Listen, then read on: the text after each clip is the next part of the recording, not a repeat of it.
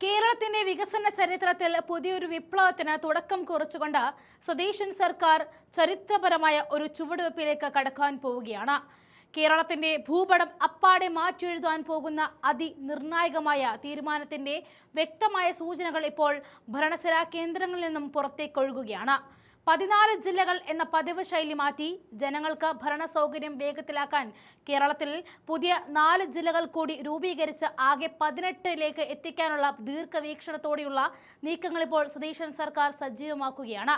ദേശീയ ശരാശരിയേക്കാൾ കൂടുതൽ ജനങ്ങളെ ഉൾക്കൊള്ളുന്ന വലിയ ജില്ലകൾ വിഭജിച്ച് പുതിയ ജില്ലകളും താലൂക്കുകളും രൂപീകരിക്കാൻ ബജറ്റിൽ പഠന കമ്മീഷനെ പ്രഖ്യാപിച്ചതോടെയാണ് ജനകീയ വികസനത്തിന്റെ പുതിയൊരു അധ്യായത്തിന് വഴി തുറന്നിരിക്കുന്നത്.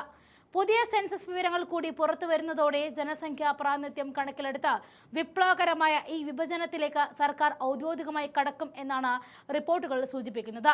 1984 കാസർഗോഡ് ജില്ല രൂപീകരിച്ചതിന് ശേഷം കഴിഞ്ഞ 42 വർഷമായിട്ട് കേരളത്തിൽ പുതിയൊരു ജില്ലകളൊന്നും ഉണ്ടായിട്ടില്ല എന്നത് മുൻ സർക്കാരുകളുടെ വലിയൊരു വീഴ്ചയായിരുന്നു. അതുപോലെ 12 വർഷം മുൻപാണ് അവസാനമായി പുതിയ താലൂക്കുകൾ രൂപീകരിച്ചത്. എന്നാൽ വർദ്ധിച്ചു വരുന്ന ജനസംഖ്യയും ജനങ്ങളുടെ ആവശ്യങ്ങളും മുൻനിർത്തി ജില്ലകൾ പുനഃസംഘടിപ്പിക്കണം എന്ന ആവശ്യം കാലങ്ങളായി ശക്തമാകുകയായിരുന്നു.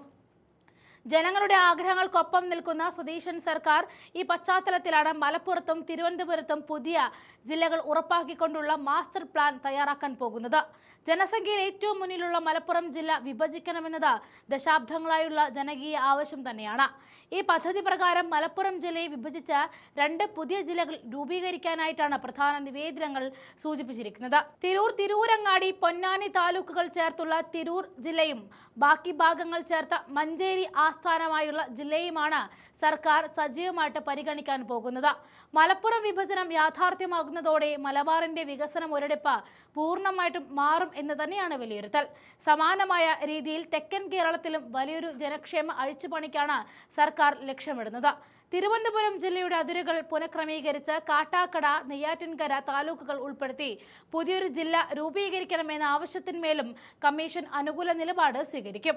വിസ്തൃതിയും ജനസാന്ദ്രതയും ഏറെയുള്ള തിരുവനന്തപുരത്തിന്റെ ഗ്രാമീണ മലയോര മേഖലകളുടെ സമഗ്ര വികസനത്തിന് ഈ പുതിയ ജില്ല നിർണായകമാകും. ഇതോടൊപ്പം തന്നെ 40 വർഷം മുൻപ് ജനപ്രിയ മുഖ്യമന്ത്രിയായിരുന്ന കെ കരുണാകരൻ പ്രഖ്യാപിച്ച മൂവാറ്റുപുഴ ജില്ല എന്ന സ്വപ്ന പദ്ധതിക്ക് വീണ്ടും ജീവൻ നൽകുകയാണ് സതീശൻ സർക്കാർ എന്ന സൂചനയും ലഭിക്കുന്നുണ്ട്. ഇടുക്കിയിലെ ദേവികുളം, തൊടുപുഴ നിയോജക മണ്ഡലങ്ങളും എറണാകുളം ജില്ലയിലെ മൂവാറ്റുപുഴ, കോതമംഗലം, പിറവം മണ്ഡലങ്ങളും പെരുമ്പാവൂരിന്റെ ചില ഭാഗങ്ങളും ഉൾപ്പെടുത്തി പുതിയ ജില്ല വേണമെന്ന നിവേദനം സർക്കാർ വളരെ കാലമായി ഗൗരവത്തോടെ കാണുകയാണ്. എറണാകുളം, ഇടുക്കി ജില്ലകളുടെ അതിർത്തി മേഖലയിലെ പാവപ്പെട്ട ജനങ്ങൾക്ക് കൊച്ചിയും പൈനാവും വരെയുള്ള ദീർഘദൂര യാത്ര ഒഴിവാക്കാൻ മൂവാറ്റുപുഴ ജില്ല വരുന്നതോടെ സാധിക്കും. ഇത് കോൺഗ്രസിന്റെ ദീർഘവീക്ഷണത്തിലുള്ള മറ്റൊരു ഉദാഹരണമായിട്ട് മാറും. ഇതിനു പുറമെ പാലക്കാട് ജില്ല വിഭജിച്ച് ഷൊർണൂർ ആസ്ഥാനമായി പുതിയ ജില്ല രൂപീകരിക്കണമെന്ന ആവശ്യവും ശക്തം തന്നെയാണ്. മലബാറിലെ മറ്റൊരു പ്രധാന ആവശ്യമായ കോഴിക്കോട് ജില്ലയിലെ വടകര, നാദാപുരം, കുറ്റ്യാടി, പേരാമ്പ്ര ഭാഗങ്ങൾ ചേർത്തുള്ള പുതിയ ജില്ലയും കമ്മീഷന്റെ പരിഗണന പരിധിയിൽ വരുന്നുണ്ട്. ഈ ജില്ലാ വിഭജനം കേവലം ഭരണപരം മാത്രമല്ല, ജനങ്ങൾക്ക് വികസനം നേരിട്ടെത്തിക്കാനുള്ള കൃത്യമായ രാഷ്ട്രീയ ഇച്ഛാശക്തിയുടെ തെളിവ് കൂടിയാകുന്നു. മലപ്പുറം വിഭജനത്തിന് മുസ്ലിം ലീഗ് ഉൾപ്പെടെയുള്ള UDF കക്ഷികളുടെ ശക്തമായ പിന്തുണയുള്ളപ്പോൾ പുതിയ ജില്ലകൾ വരുന്നത് തങ്ങളുടെ വോട്ട് ബാങ്കിനെ ബാധിക്കുമോ എന്ന ആശങ്ക ചില പ്രതിപക്ഷ മുന്നണികൾക്ക് ഉണ്ടെങ്കിലും ഇത് രാഷ്ട്രീയ ലാഭനഷ്ടങ്ങൾ നോക്കാതെ ഭരണ സൗകര്യങ്ങൾ ജനങ്ങളിലേക്ക് നേരിട്ടെത്തിക്കുക എന്ന ലക്ഷ്യത്തോടെയാണ് എന്ന സൂചന കൂടി ബജറ്റിൽ പഠന കമ്മീഷൻ പ്രഖ്യാപിക്കാൻ നേരത്തെ സർക്കാർ തന്നിരുന്നു. പുതിയ താലൂക്കുകൾക്കായുള്ള പ്രാദേശിക ആവശ്യങ്ങളും കമ്മീഷൻ വിശദമായിട്ട് പരിശോധിക്കും. കമ്മീഷൻ റിപ്പോർട്ട് സമർപ്പിക്കുന്നതോടെ കേരളത്തിന്റെ രാഷ്ട്രീയ ഭൂമിശാസ്ത്ര ഭൂപടത്തിൽ ചരിത്രപരമായ മാറ്റങ്ങൾക്കാകും സംസ്ഥാനം സാക്ഷ്യം വഹിക്കാൻ പോവുക. ജനങ്ങളുടെ യാത്രാക്ലേശം ഒഴിവാക്കാനും വികസന പ്രവർത്തനങ്ങൾ എല്ലാ മേഖലയിലേക്കും ഒരുപോലെ എത്തിക്കാനും ഈ അതിർത്തി പുനർനിർണയം വഴി സാധിക്കും.